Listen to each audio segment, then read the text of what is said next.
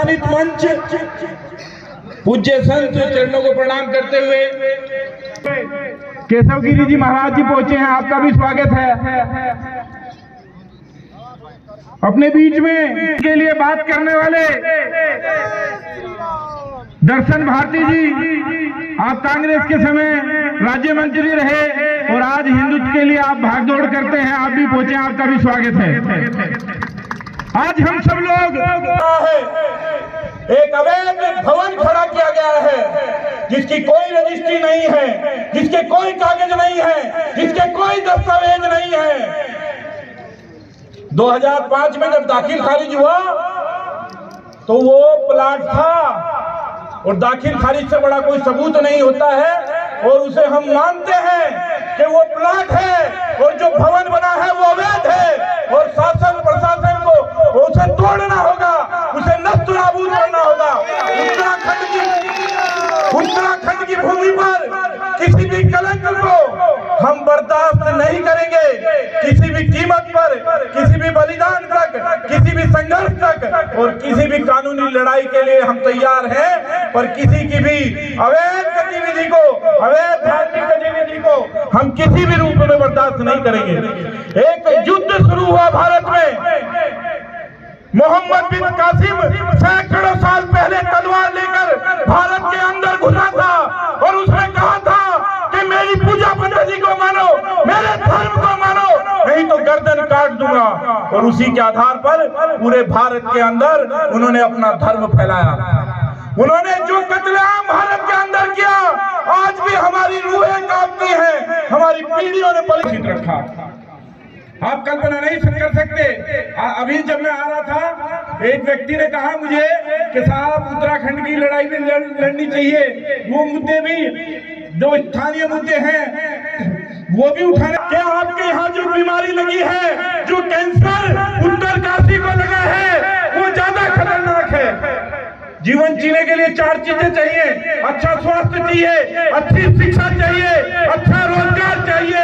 हम सब लोग चिंता करते हैं, छोटी चीज है सुरक्षा।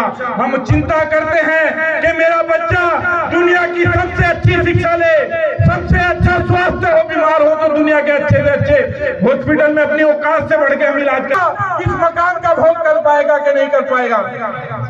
मेरी आने वाली पीढ़ी ये जो दुकानें में खड़ी कर रहा हूँ इसका भोग कर पाएगा कि नहीं कर पाएगा, इसकी चिंता हम नहीं करते। सहारनपुर में तबलीग निकल रही थी, मौलवी लेकर जा रहा था बच्चों को। किसी ने बच्चों को कहता है वो ये कल को मकान तुम्हारा होगा, ये कोठियां तुम्हारी होगी, ये दुकानें तुम्हारी होगी। उन्होंने कहा कि ये तो हिंदुओं की है, ये हमारी कैसे होंगी? कह रहा चिंता मत करो, बांग्लादेश में रहने वाला हिंदू यही सोचता था, पाकिस्तान में रहने वाला हिंदू यही सोचता था, कश्मीर में रहने वाला हिंदू यही सोचता था कि ये मकान मेरे हैं। पर ना मकान लेके आए, ना दुकान लेके आए, ना बेटियों की इज्जतें लेके आए, चौराहे पे नंगा कर करके हमारी बहन बेटियों की इज्जत लूटी गई। वो दिन हमने देखा है। मैंने उसे कहा कि जो बीमारी कैंसर की उत्तरकाशी को लगी है, कैंसर क्या है हमारे शरीर में, भाई रुक जाओ, हरी जी रुक जाओ। पर कैंसर ऐसा होता है हमारे शरीर में जानलेवा होता है, पर शरीर के अंदर पड़ता है, शरीर से दोस्ती करता है, उसे कहता है मैं तुझे नुकसान नहीं पहुंचाऊंगा और मित्रता कर कर हमारे शरीर में फैलता रहता है, शरीर उसका विरोध नहीं करता। और जब कैंसर तीसरी चौथी स्टेज पे आता है और जब हमारे उत्तराखंड में पनप रहा है, उसे पहचानना है और शुरुआती दौर में उसका इलाज किया जा सकता है और वो हमें इलाज करना होगा। तो आज जो हमारे सामने उत्तराखंड क्रांतिकारी से पूछा गया कि साहब आपको देश को आजादी दिलाने में बहुत समय लगा,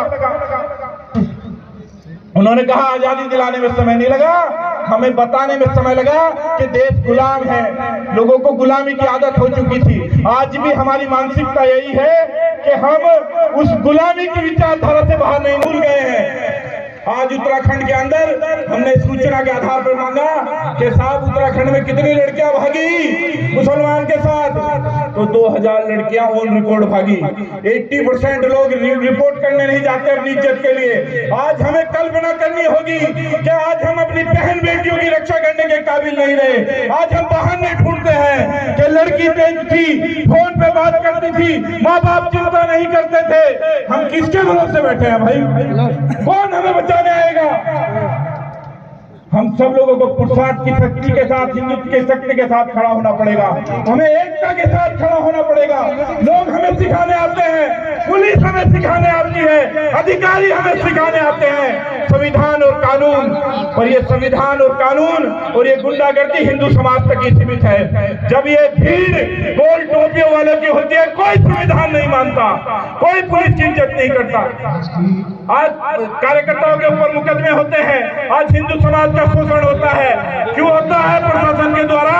क्योंकि जितनी इज्जत हम इस भगवे की करते हैं, जितनी इज्जत हम इस तिरंगे की करते हैं, उतनी ही इज्जत हम इस वर्दी की करते हैं। इसलिए हमारा गौण और शोषण होता है।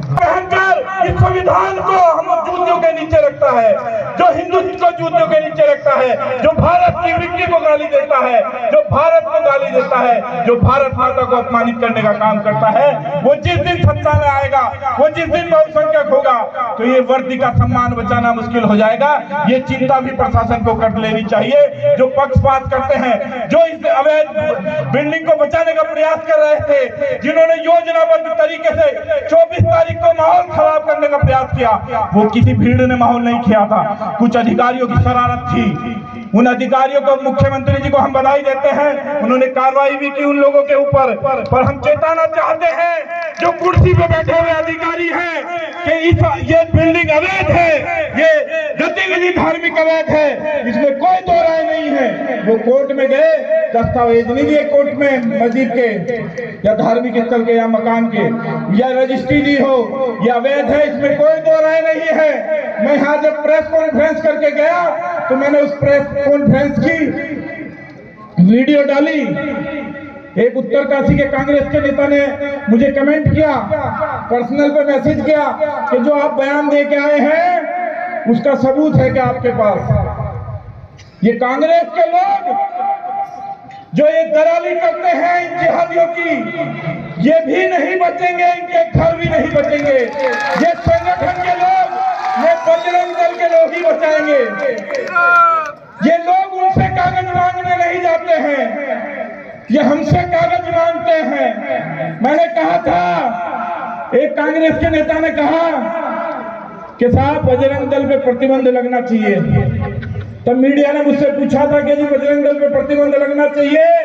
मैंने कहा था कि बजरंग दल पे तो नहीं, पर इस जिहादी कांग्रेस पे प्रतिबंध लगना चाहिए, जिन्होंने भारत का विभाजन कराकर हिंदुओं का कत्लेआम किया।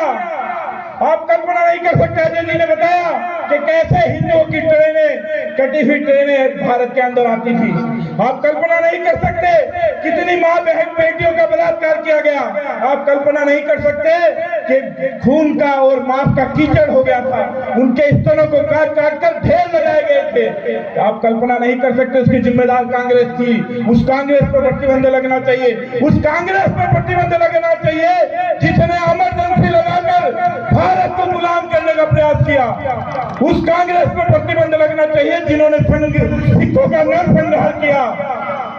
उस कांग्रेस पर प्रतिबंध लगना चाहिए जो दिल्ली में संतों के ऊपर गोरक्षा के लिए आंदोलन कर रहे संतों के ऊपर गोलियां चलाई थी। उस कांग्रेस के ऊपर प्रतिबंध लगना चाहिए जिन्होंने लक्षांप्रदेश लक्षित हिंसा बिल लाकर हिंदुओं को गुलाम करने का प्रयास किया था।